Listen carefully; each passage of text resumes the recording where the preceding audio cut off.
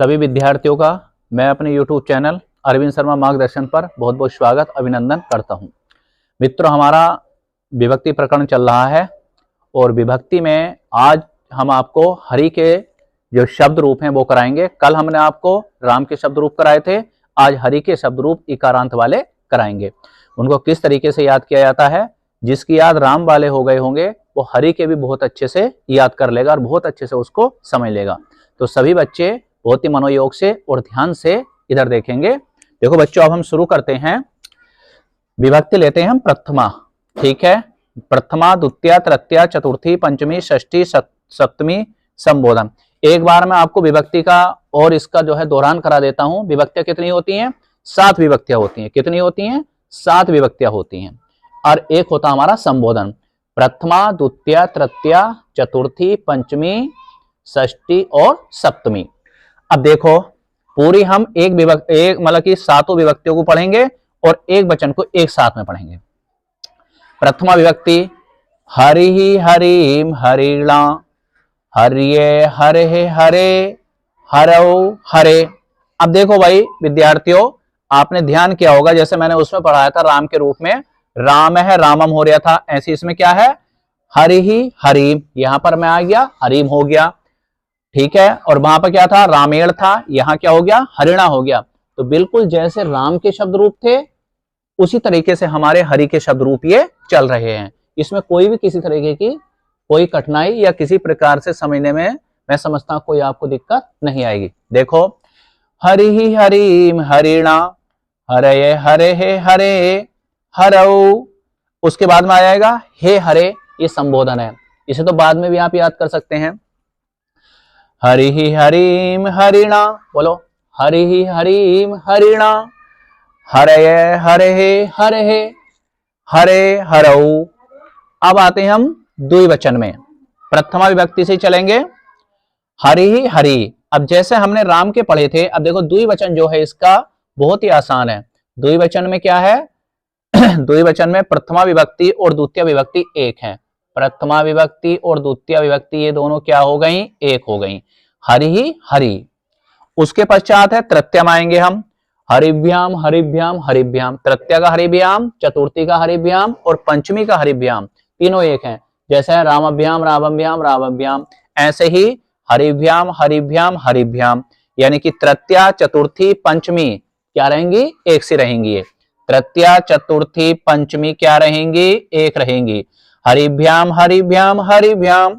अब उसके पश्चात आते हैं हम, पंचमी के बाद आएगा षष्ठी। षष्ठी में देखो, हरयो। सप्तमी में हरयो। सप्तमी और षष्ठी और सप्तमी दोनों एक रहेंगी। षष्ठी और सप्तमी द्विवचन में दोनों एक रहेंगी। हरयो हरयो। और लास्ट में क्या आ गया हमारा? संबोधन, हे हरि। देखो बच्चों, याद करने में कोई दिक्कत नहीं है, बस ध्यान से इन्हें देखना है। रटने की कोई चीज नहीं है, ध्यान से देखना। आपसे अगर पूछ ले तृतीया विभक्ति, हरि हरि के शब्द रूप में बताइए तृतीया विभक्ति का द्विवचन में क्या होगा, तो क्या होगा आपका? हरिभ्याम। और फिर पूछ ले चतुर्थी विभक्ति हरि शब्द रूप क्या होगा, तो चतुर्थी का हरि शब्द रूप द्वितीया में ये भी हरिभ्याम होगा। तो तीनों को याद करने में कोई समस्या नहीं। एक बात है, मैं पूरे वचन इसलिए आपको पढ़ा रहा हूं कि आपको याद रहेंगे वचन। जैसा आपसे पूछा कि हरि शब्द का बताइए चतुर्थी विभक्ति में द्विवचन में क्या रूप बनेगा? चतुर्थी विभक्ति द्विवचन में क्या बनेगा? तो आपके दिमाग में आएगा द्विवचन, तो आप सारे द्विवचन को दोहराएंगे, ठीक है, और फिर लाएंगे इधर से चतुर्थी विभक्ति को, तो क्या हो जाएगा आपका? हरिभ्याम, ठीक है ना? हरिभ्याम हो गया।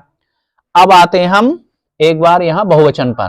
द्विवचन बहुवचन, हरय है हरीन हरिभ्य, हरिभि हरिभ्य हरिभ्य। देखो, हरय हरीन हरिभि, हरय हरीन हरिभि, हरिभ्य हरिभ्य। अब देखो इसमें क्या है हमारा? जो हमारी ये है चतुर्थी और पंचमी बहुवचन में, चतुर्थी और पंचमी बहुवचन में। अब देखो ये तो है कहीं के हरि के, और पहले कराए थे हमने राम के। मतलब जिसके भी शब्द रूप आएंगे सब में ऐसा ही रहेगा उनका। जो यहाँ पर है, जैसे कि यहाँ बहुवचन में चतुर्थी पंचमी सेम हो रहे हैं, और यहाँ द्विवचन में जैसे कि हमारा तृतीया चतुर्थी पंचमी एक हो रहे हैं, तो दूसरों में भी हमारे ऐसे ही होंगे। राम में भी ऐसे होंगे, मोहन में भी ऐसे होंगे, हरि में भी ऐसे होंगे, जिसका भी हम याद करेंगे सब में ऐसे ही होंगे।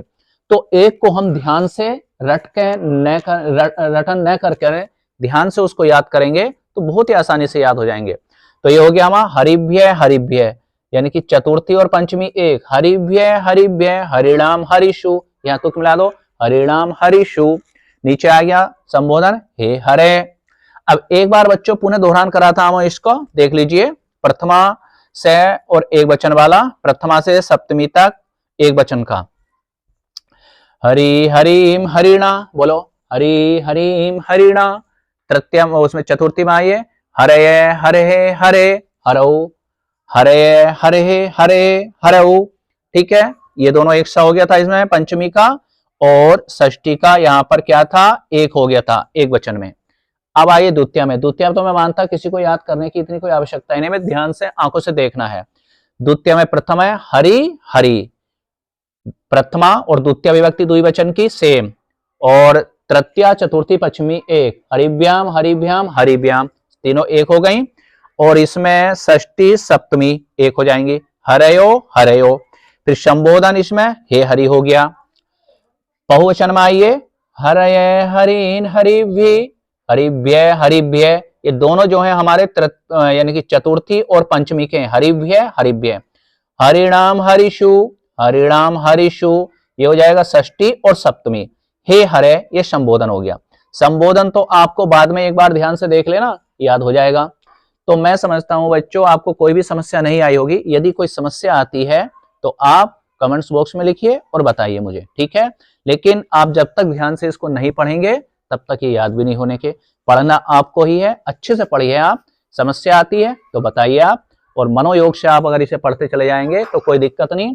अंत तक जब तक आप संस्कृत पढ़ेंगे, जब तक कोई परीक्षा देंगे संस्कृत की, तब भी आप इसको नहीं भूलेंगे और बहुत आसान आपको लगेगा।